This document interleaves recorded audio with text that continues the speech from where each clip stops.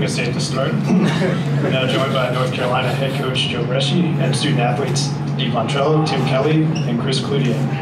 First, we'll have a brief statement by coach, followed by questions and answers from the student athletes, and we'll send the guys back. You can have questions for the coach, just like last time. Coach, you want to start it off? Well, first and foremost, so proud of our team with the way we came out. We had terrific energy. Obviously jumped on them early. Not overly thrilled with how we finished the game, but incredible Lola for obviously a great season, but a terrific effort as well. Overall, we talked about ground balls. We won the ground ball battle. I was happy with the way we cleared it. These guys just shared the ball at the offensive end. Chris Cloutier had a stellar day, obviously, but it was really his teammates overall that allowed him to have the day that he did. I thought defensively we did a nice job, specifically in the first half. Just overall, between the lines, just picking up ground balls and scrapping as hard as we did. These guys played with great emotion, played for one another, and now they're playing on Monday. We're going to take questions for the players first. In the front, just hold on a second, we'll get a mic to you. Chris, can you talk about your 9-goal performance today? It started out early. It all started with these guys, especially Steve, who has really taught me. Him and Luke, I made the transition with me, and him and Luke taught me all year, really teaching me the way to attack.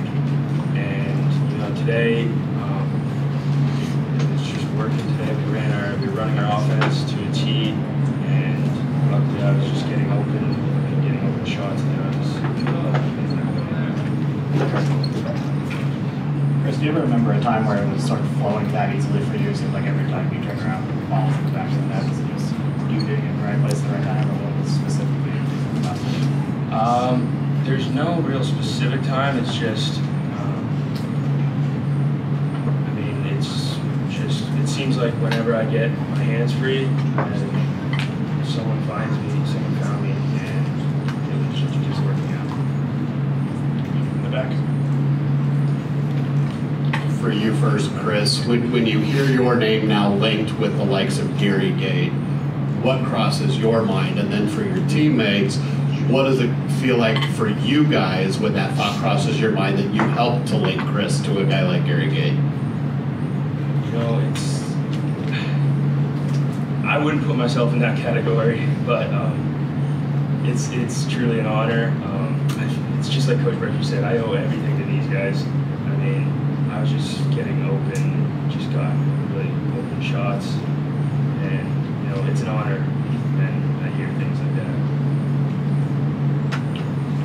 Steve or Tim, anything to add on your contributions to Chris's successful game? No, we just kept running our offense. He had like Coach Bresci said, a stellar day. And every time we got the ball, I thought he was going to score. So just happy to have him on my team. Thanks, Steve. Tim, anything? Yeah, just get him the ball and he scores. For Steve and Chris, kind of two parts here. One, just the fact that you guys kept winning face-offs, kept generating transition off that. How significant was that? And was that as well as the offenses flowed for you guys in any 15-minute period that you can remember? Yeah, Bowens did a great job at the X. Even if we didn't win the clint, he was fighting to get the ball back. And in the beginning, we were just going on that run, and face-off is super huge for us. So when he keeps winning, we're getting on a roll. We just want to keep that going. Yeah, just going off of what Steve said, I remember just thinking in the game, like, we were very lucky to have Bones. And I actually thought this to myself in the game. I was like, face-offs go the other way, then the game goes completely the other way. And it's a huge part of our team. Thanks, Chris. Tim? Yes, having a good face-off guy is definitely helpful. And being out there for that today. He's your cousin. Did you teach him everything you know or something? Yeah, something like that. In the front.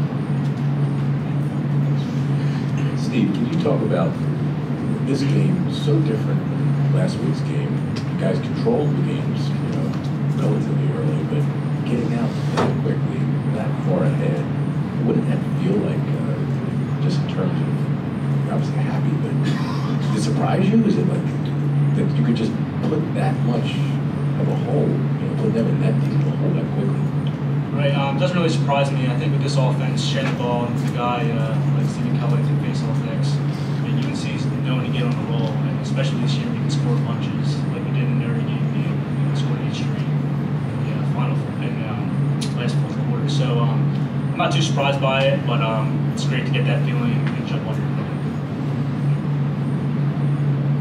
Hold on. Go ahead. You guys are scoring, for any of you, when you're scoring goals and then winning faceoffs and then scoring goals, like how much exponentially easier does it get when you're building that lead to just kind of keep the ball rolling downhill? I think it's awesome. I mean, it gives our defense a break, a rest throughout the game for them to just keep putting pressure on the defense. Our defense gets healthy, gets a rest. So that's humongous. We always want to start at a fast start. And Bones definitely did that today. So we just want to take the next one, even if we do jump off. Just stay the course. It's a long game. Thanks, Steve. Guys? Right down here in the front, actually. Just wait 1 second for a mic. We're going to get to you. Steve, you scored the final goal of the game. Loyola was coming back a little bit. What was going through your head then? Can you take us through that? Yeah, they were definitely trying to double the ball, kind of like all over the field. And I knew when I got it at X, I thought I could, run by that guy. And the help guy came, and I thought I could run by him too. So I just, shot it left, coming around, and just went for it. And in the back? Timmy, you're one of you're in a class that is one of many that Coach Bresci has brought in his time there since becoming the head coach of highly touted recruits. Can you just talk about the culture or maybe the system that coaches put in place to help you as a freshman already develop and get on the field and make big contributions? And then maybe speak about some of the other players around you that you're seeing the same sort of thing for. Definitely. Coach Bresci really just teaches the culture for others. He's not teaching you to be individualistic, which helps. And then on top of it, having good captains. Jake Mathai, also Bafani, Patrick Kelly, Mark Rizzo, those 4 guys kind of just created this culture of, like, you're not a freshman, you're an equal, which has really benefited me and Rowlett. It's just kind of put a lot of confidence on us. So. Take one question to the players. Oh, absolutely. Go ahead, Chris. Sorry. Yeah, I just wanted to mention something. As a freshman last year, obviously I'm from Canada, and I didn't get the opportunity to go home over October break. And one thing that will always stick with me, and one of the biggest things I love about Coach Bresci is he immediately invited me to his house for Thanksgiving dinner. My mom figured out a way for me to get home, but that's just a huge thing to really help out with what's going on. For Chris and for Steve, can you talk about just when there's a sense with this team that it's pointed in the right direction and we're going to stay going in that direction? The zigzagging became what it is now, and just what it feels like to breathe in, and we're playing for the national freaking championship. Yeah, just Steve, go a game at a time. Listen to our coaches. They do a tremendous job preparing for us. And step on that field, we're always prepared. We have tremendous confidence. We just believe in one another. I mean, not many people thought we had a shot today. They can get to the Final Four, but this team is special. Chris? One person I really want to credit to a lot of that is Oscar Bafani. He's consistently throughout the entire game in our ear saying still 0-0, 0-0, just reminding everyone that the game is never over, and that really helps with us. Okay, this will be the last question right in the middle. Steve, what could you see as the defense, or Loyola's defense being kind of indecisive early there? What goes through your guys' heads that you're out there in the field trying to find open legs and that sort of thing? Yeah, whether they're hedging or slotting, you just want to move the ball fast and have great spacing. I think we have them spin all over the place, turn the corners, passes, clutch finishing every shot. So that was our game plan going in: share the ball, not one guy individually. We got to do it. Thanks, guys. You can head back to the locker room. Coach, sit tight for 1 second.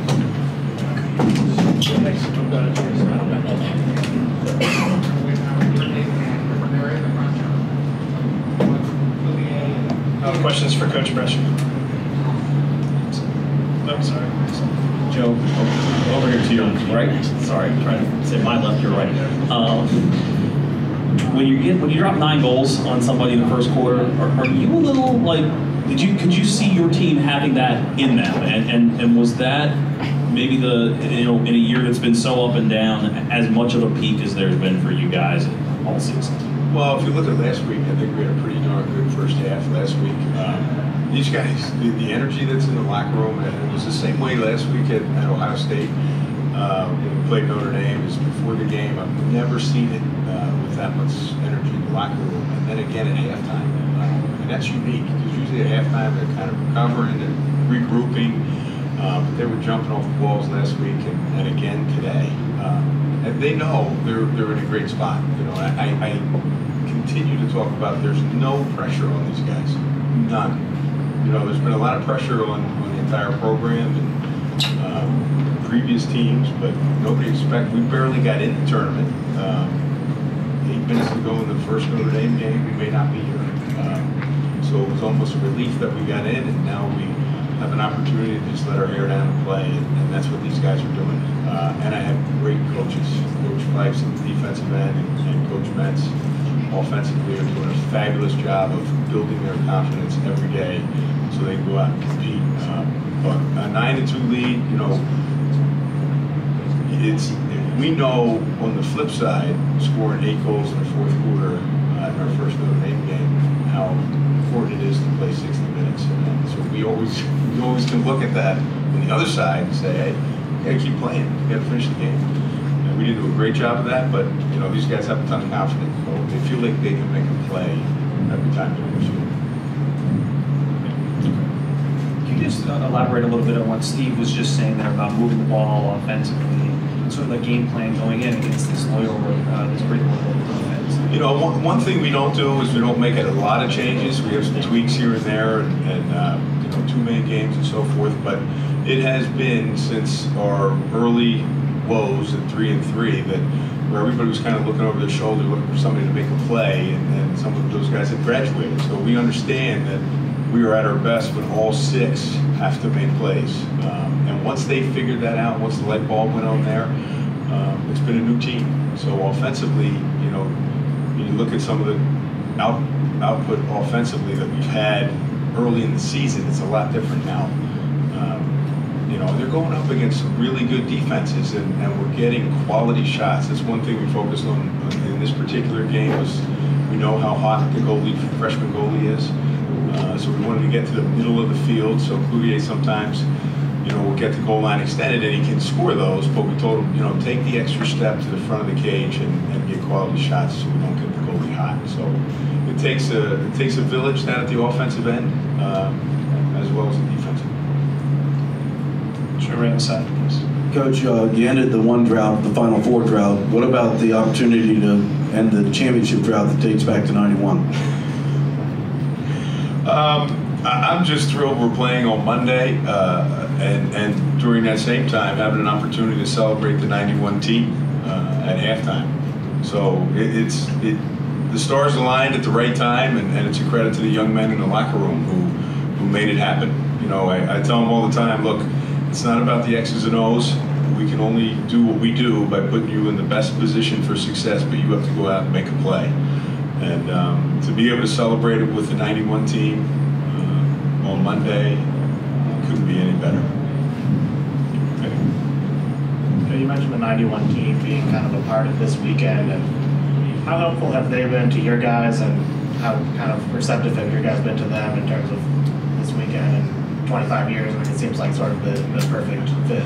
Well, this, you know, obviously this win, this run is for the alumni and friends of the program, for all those who have believed in us. I'm so proud of the coaching staff for sticking to the philosophy and approach that we've had for the last 8 years.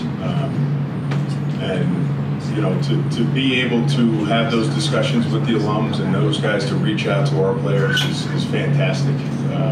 But honestly, there wasn't a lot of talk until we got to the Final Four because we've been so close for so long, or several times. So to have an opportunity to finally break through, then it exploded with all the ways to communicate, Twitter, Instagram, all those fabulous things now. I like emails and phone calls. Joe, can you talk more about Chris, the background, just how that happens, you know, on a stage like this. I mean, he's obviously a good player and he's had great moments this year, but did you see that when you were sizing up matchups? And of course, also talk about just your team speed. You know, that looked like it just shot Loyola. Yeah, I think we're pretty fast in the middle of the field, and we noticed that sometimes in those first matchups that they've had. I know they've played a couple teams twice in the first matchups. They may have struggled a little bit the first time against Duke. So I love us between the lines. Do a great job off the ground, move the ball quickly. You know, Chris Cloutier, you know, he does that in practice, and we've been pushing and pushing. He mentioned how he was a midfielder a year ago. You know, nobody talks much about Pontrello being a midi for 3 years until this year. And I think that was part of the offense. I think your question was about the offense too. We moved 2 guys from midfield to attack, and they had to learn on the fly. So I think part of the early woes was looking for guys to make plays. And Chris Cloutier continues to improve. And again, he's a load when he turns the corner. And he'll run through you. At times it's not pretty, but at times we're not pretty. But these guys continue to share the ball. We're at our best, for sure. Okay, we're going to take 2 more questions because we're getting close. We've got one on the side right there. Coach, congratulations on the win today. I was going to ask you, I was thinking of the Notre Dame game and the comeback that you guys had against the Irish. Did you find the need to even remind your players? A couple of the guys up there mentioned that they were, their own teammates were focused. I don't know if you or assistant coaches had to say anything much at halftime to keep them focused. And I know you want to keep it on the players, but just on a personal note, how does it feel for yourself to be on the cusp of your first national championship as a coach? Well, first and foremost, I mean, we talk about 60-minute game all the time in the locker room. We really focused on what we need to do, continue to do offensively and defensively as well. We made some adjustments, played some different guys, tried to play more guys. We didn't anticipate struggling at the face-off X in the second half. I thought Steven was a warrior because he didn't win many of the clamps, but our wing play was very good and he continued to scrap. He also generated some transition opportunities for us, had 2 assists on the day, which was great. You know, as for playing for a national championship, this is all the young men in the locker room. As I mentioned, it's not about me, it's not about the staff, it's about the young men who really have poured their hearts and soul into the season and are clearly playing for each other and a greater cause. And it's just fun to watch. And basically, I'm along for the ride, which is pretty cool. Last question. Hold on for 1 second. Coach, I noticed you smiling as Chris, who just set a school record for goals in a game, was deflecting credit to his teammates, his captains, talking about you, inviting him over for Thanksgiving. What does it mean when you hear that guy say something like that after a game like this, in terms of the values and the culture you are trying to instill on kids? Well, and that's what I mean by I'm glad we did it the way we did it. You know, it may have taken a little bit longer than I hoped, but you know, it's all about the kids, and all about relationships, and it's all about people. And you know, if I have an opportunity to make a small impact on 18 to 22-year-olds in the time that they're with me, that's my goal. And to learn some life lessons in the process, and to enjoy an experience like this that they will never forget, because tomorrow is never guaranteed, and I know that personally. So, you know, to hear that and to hear how much that meant to him, you know, just gives me chills to feel that. So, but that's who these guys are, and that's the culture, you know, we have. It's a family, and you know, a lot of people talk about family, and these guys live it. Thank you, Coach.